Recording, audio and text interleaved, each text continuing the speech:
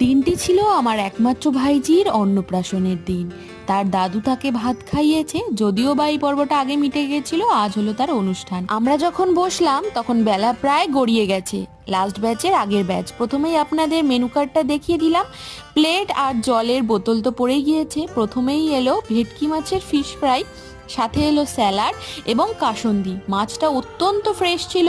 আমি আরও একটি ফিশ ফ্রাই চেয়ে নিই। তারপরেই আসে সাদা ঝুড়ো ঝুড়ো ভাত, তার সাথে আসে মুগ ডাল, গন্ধরাজ লেবু আর ঝুরি আলু ভাজা।